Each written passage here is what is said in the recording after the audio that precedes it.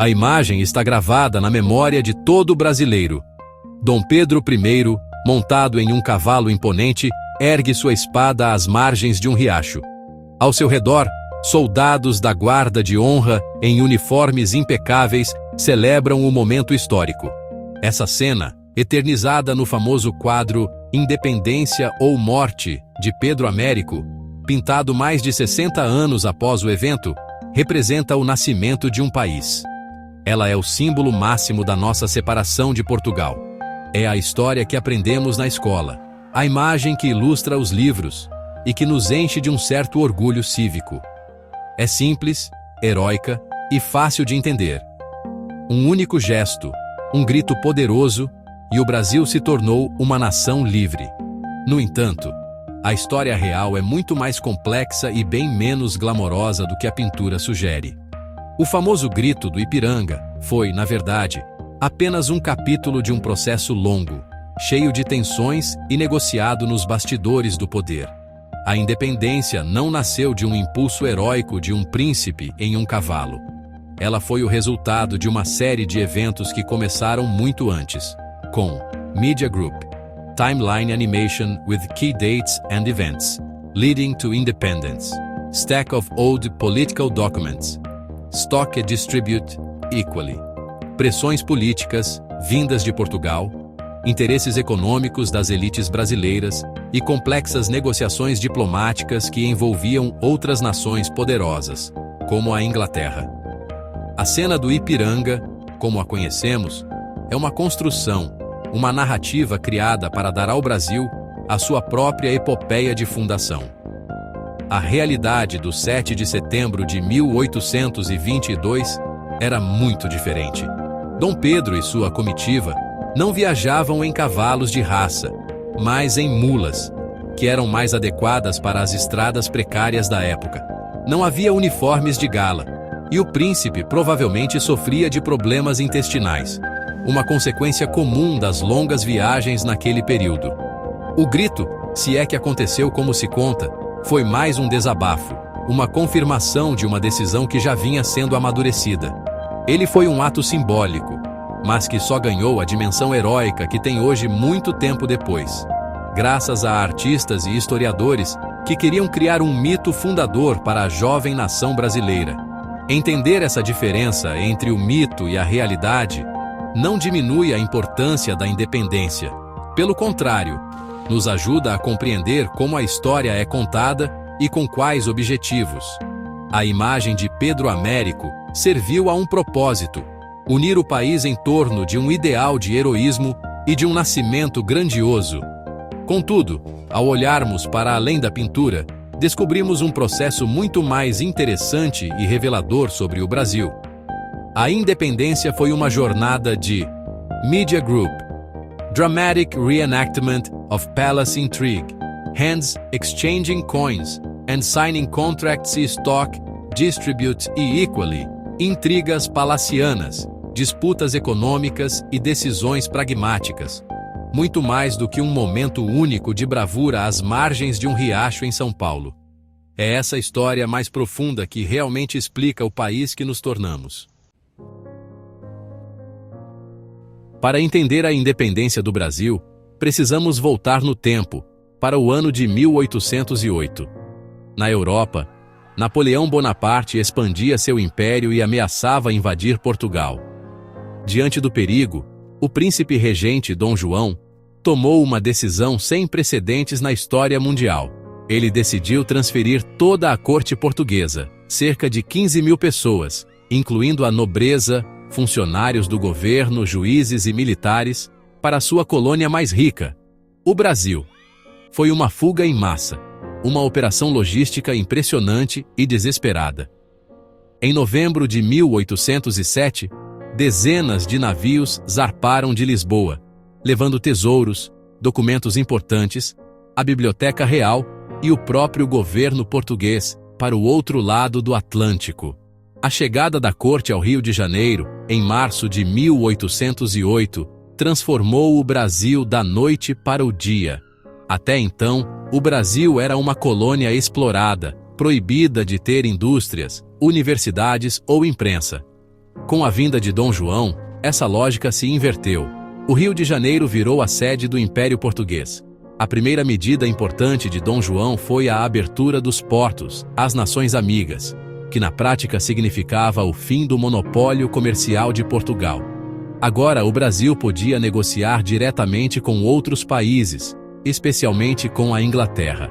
Essa mudança beneficiou enormemente as elites agrárias brasileiras, formadas por grandes proprietários de terras e comerciantes que viram seus lucros aumentarem.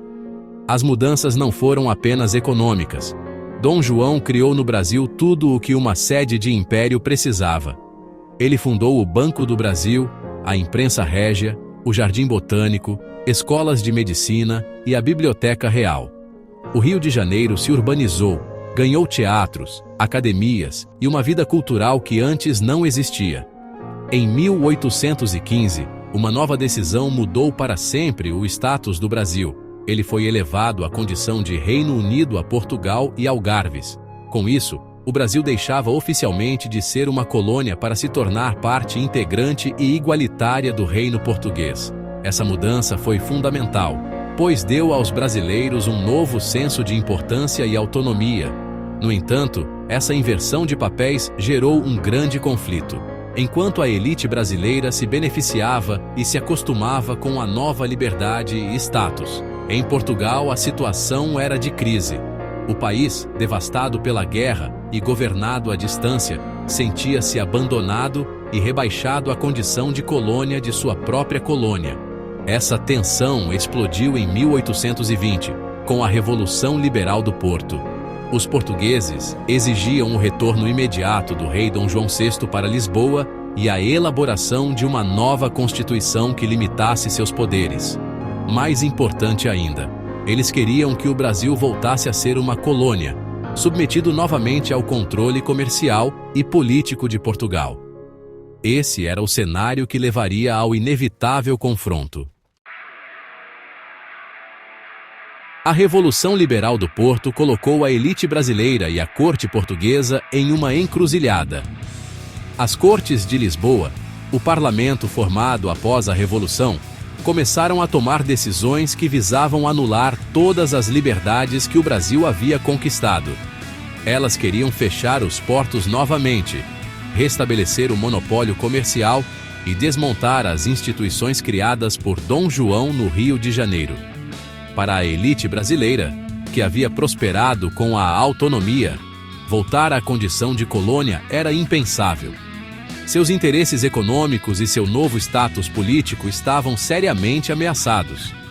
O clima era de grande tensão e incerteza sobre o futuro da relação entre Brasil e Portugal. Pressionado pelos revolucionários portugueses, o rei Dom João VI não teve escolha a não ser voltar para Portugal em abril de 1821.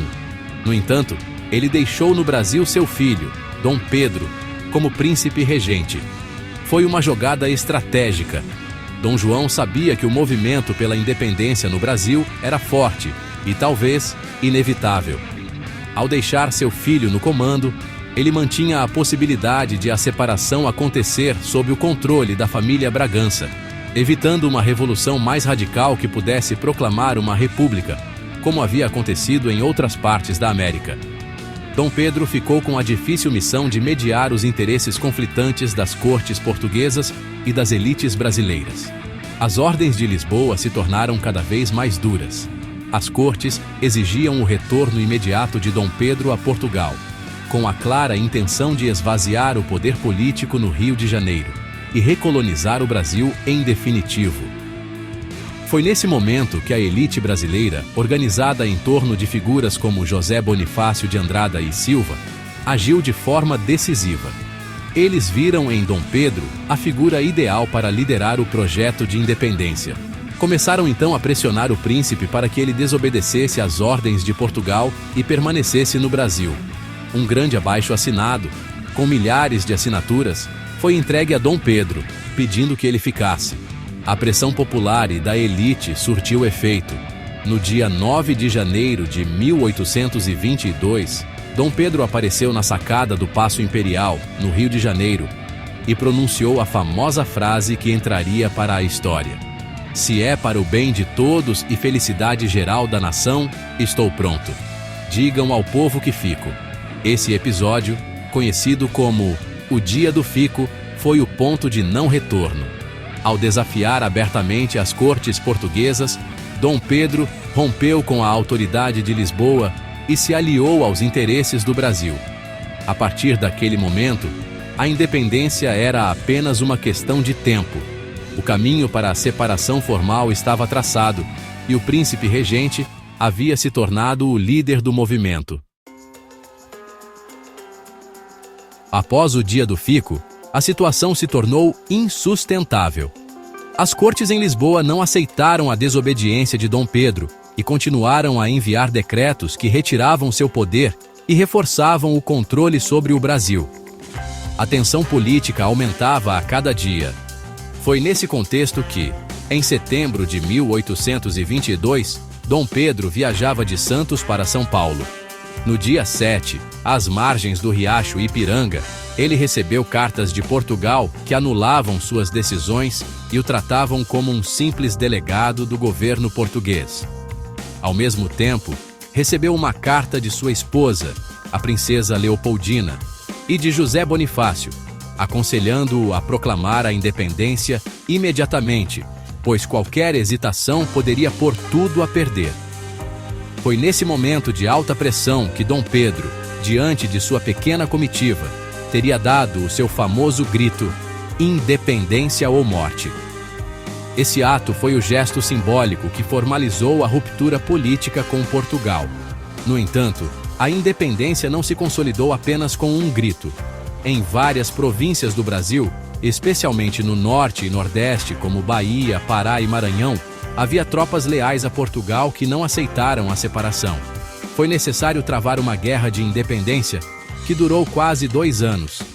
Mercenários estrangeiros, como o almirante inglês Lord Cochrane, foram contratados para liderar as forças brasileiras e expulsar as tropas portuguesas, unificando o território sob o comando de Dom Pedro I. Além da guerra, a independência precisava ser reconhecida por outras nações, e isso exigiu muita negociação diplomática e dinheiro. Portugal só reconheceu oficialmente a independência do Brasil em 1825. Para isso, o Brasil teve que pagar uma indenização altíssima de 2 milhões de libras esterlinas a Portugal. Como o recém-criado Império do Brasil não tinha esse dinheiro, ele fez um empréstimo com a Inglaterra. Na prática, o Brasil já nasceu endividado, transferindo uma dívida que Portugal tinha com os ingleses para si mesmo. A Inglaterra, por sua vez, foi a grande beneficiada, pois garantiu a manutenção de seus privilégios comerciais com o Brasil, que se tornou um importante mercado consumidor para seus produtos industrializados. A independência, portanto, foi um grande arranjo político e econômico. Ela foi liderada pela elite agrária e comercial brasileira, que queria garantir sua liberdade econômica e seu poder político. Dom Pedro I foi a figura central que tornou esse projeto viável, mantendo a unidade do território e a monarquia como forma de governo. O processo foi muito mais uma negociação entre elites do que uma revolução popular. O famoso grito, imortalizado em pinturas e livros, serviu como um poderoso símbolo para criar uma identidade nacional, mas a realidade por trás dele envolvia acordos financeiros, interesses comerciais e o uso da força militar para garantir que o projeto de nação de um pequeno grupo prevalecesse. A independência do Brasil foi um passo crucial para a formação do país como nação soberana. No entanto, a liberdade proclamada em 1822 não foi para todos. O projeto de independência liderado por Dom Pedro e pelas elites brasileiras foi, em essência, conservador. Ele buscava a separação política de Portugal, mas com o objetivo de manter as estruturas sociais e econômicas que já existiam no período colonial. A principal dessas estruturas era a escravidão. Na época da independência, cerca de 1/3 da população do Brasil era composta por pessoas escravizadas. Para elas, a mudança de status do país de colônia para império não significou absolutamente nada. a liberdade não as alcançou. A manutenção da escravidão era um ponto central para a elite agrária que apoiou a independência. A economia do Brasil era baseada na produção de açúcar, café e outros produtos agrícolas, e toda essa produção dependia da mão de obra escravizada. Libertar os escravos significaria uma transformação social e econômica profunda, algo que essa elite não estava disposta a aceitar. Assim, o Brasil se tornou a única monarquia das Américas, e uma das poucas nações independentes do continente que mantinha a escravidão como pilar de sua sociedade. A exploração continuou e a grande maioria da população, formada por negros escravizados, indígenas e homens livres pobres, permaneceu excluída dos direitos e da cidadania. O novo arranjo político também manteve os privilégios de uma minoria. A monarquia, com um imperador com poderes quase absolutos, e o voto censitário, que só permitia que homens ricos votassem e fossem eleitos, garantiram que o poder continuasse nas mãos dos grandes proprietários de terras e comerciantes. A independência não trouxe uma maior participação popular na política. Pelo contrário, consolidou um modelo em que um pequeno grupo tomava as decisões em nome de todos, perpetuando a profunda desigualdade social que já marcava o Brasil colonial. A separação de Portugal foi uma separação para os de cima, que não alterou as condições de vida da imensa maioria da população. Olhar para a história da independência de forma crítica é fundamental para entender o Brasil de hoje, em pleno 2025. Muitos dos desafios que enfrentamos atualmente, como a enorme desigualdade social, a concentração de poder e a exclusão de grande parte da população, têm raízes profundas nesse processo. A independência foi uma separação negociada pelas elites para garantir seus próprios interesses, e não uma revolução que buscou construir uma nação verdadeiramente livre e igualitária para todos. Compreender que nosso país nasceu de um arranjo que manteve privilégios e a exclusão é o primeiro passo para refletir sobre que tipo de Brasil queremos construir para o futuro. A história real, mais complexa que os mitos, nos oferece lições valiosas.